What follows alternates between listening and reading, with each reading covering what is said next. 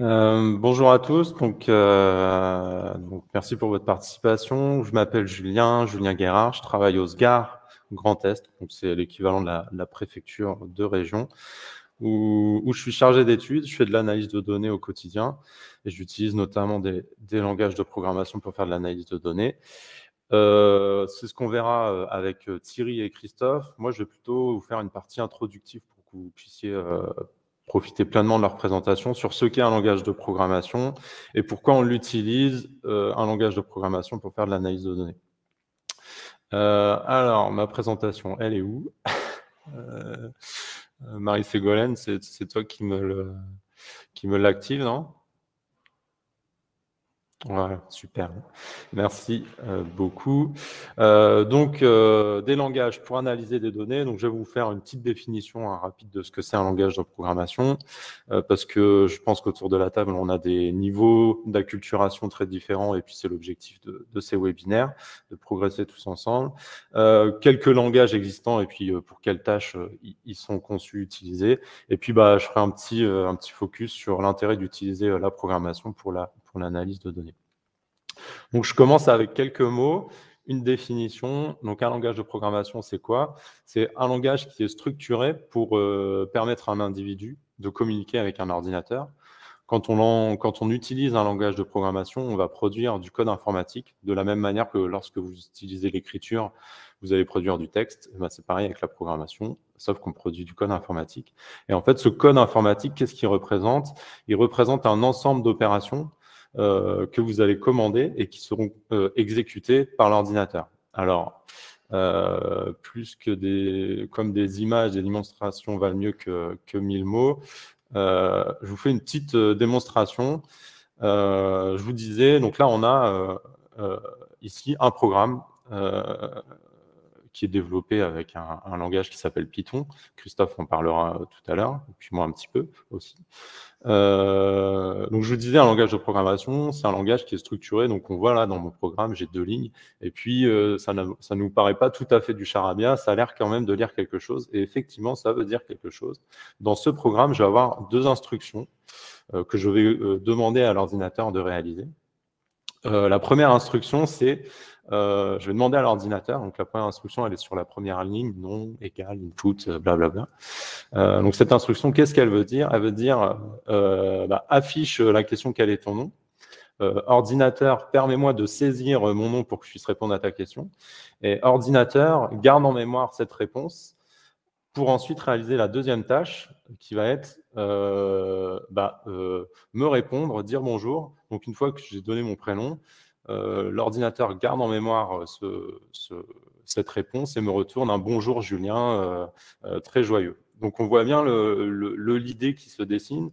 J'utilise un langage qui me permet de retranscrire des instructions que je communique à l'ordinateur, et l'ordinateur, en retour, me répond. Alors, des langages de programmation, il y en a beaucoup. Moi, j'ai repris un index, un classement des langages les plus populaires. J'ai fait le zoom sur le top 15. Alors, je ne vais pas rentrer dans le détail de tous les langages qui sont affichés. Et puis, de toute façon, d'ailleurs, je crois que je n'aurai pas la compétence pour vous parler de tous ces langages. Je vais juste faire quelques zooms sur des langages, parce que généralement, un langage, il est conçu pour réaliser des tâches particulières.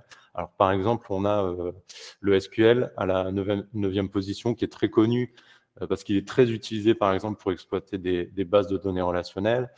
On a 2 autres langages, par exemple, qui sont le JavaScript ou le PHP, qui sont très utilisés pour développer des sites web dynamiques ou développer des pages web interactives. Quand vous êtes sur un site internet, généralement, il y a des chances qu'il y ait du JavaScript et du PHP derrière. Et puis, les langages qui vont nous intéresser ce matin, Python et R, qui sont 2 langages très populaires pour l'analyse de données. Alors, Python et R, ils sont relativement anciens. Les premières versions, elles sortent au début des années 90. R, c'est un projet qui est né en Nouvelle-Zélande. Python, c'est un projet qui est né aux Pays-Bas. Je dirais les 2 différences majeures entre les 2, c'est que R a été développé au départ pour réaliser des tâches de statistiques, de sciences des données. alors que Python a été plutôt développé comme un langage à usage général, mais une large partie de ces outils permettent de faire de l'analyse de données, et c'est pour ça qu'il est aussi très populaire pour réaliser ce type de tâches. Alors, avant de donner la parole à Christophe et à Thierry, pourquoi on utilise la programmation pour faire de l'analyse de données?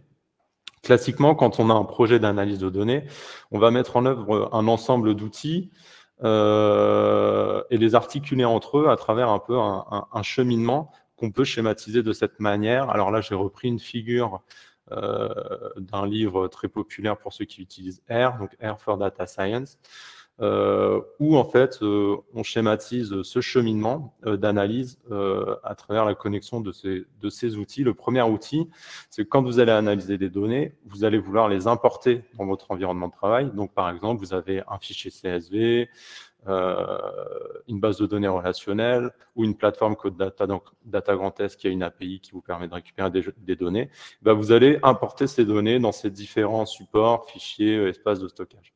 Une fois que vous importez vos données, la deuxième étape, c'est que vous allez vouloir les ranger. Donc les ranger, ça veut dire quoi? C'est les structurer de façon à ce qu'elles soient manipulables, de façon à ce que vous puissiez réaliser des opérations dessus avec des outils qui sont conçus pour cela. Donc ça, c'est les deux premières étapes. Une fois que vous avez fait ces deux étapes, vous allez entrer dans une phase d'exploration qui est assez cyclique, où dans un premier temps, vous allez voir transformer vos données, c'est-à-dire, par exemple, les filtrer, sélectionner des observations dans votre jeu de données, ajouter des colonnes ou créer des résumés statistiques, par exemple, faire des sommes. Une fois que vous avez fait ces étapes, vous vous posez des questions et vous voulez avoir des réponses à ces questions. Donc, vous allez visualiser vos données. Donc, pour ceux qui n'ont pas vu le webinaire précédent, je vous invite à le revoir sur notre chaîne YouTube parce qu'il était consacré à la visualisation de données. Et comment vous allez visualiser? Classiquement, vous allez faire des graphiques. Et puis, une fois que vous avez fait cette phase de transformation, de visualisation pour répondre à des questions, vous allez tester des hypothèses, essayer de généraliser des tendances, c'est ce qu'on appelle modéliser. Modéliser à partir de jeux de données. Donc cette phase, elle est cyclique, vous posez des questions, vous testez, vous formulez des hypothèses, et au fur et à mesure que vous affinez votre analyse, vous êtes prêt à communiquer des résultats à votre audience. Et ce qui est intéressant en fait avec la programmation, c'est que vous allez pouvoir automatiser toutes ces tâches et surtout résoudre plus facilement des problèmes qui sont parfois très complexes. Et c'est ce qu'on va voir ce matin avec les présentations de Thierry et de Christophe, c'est que cette collection d'outils, notamment qui sont disponibles avec R et Python, vont vous faciliter des travaux classiques d'analyse de données. Donc, sans plus attendre, on va passer sur la présentation de Thierry. Donc, je vais laisser Thierry se présenter et puis après, sa présentation est enregistrée, donc on lancera la vidéo et on pourra poser et répondre à vos questions ensuite.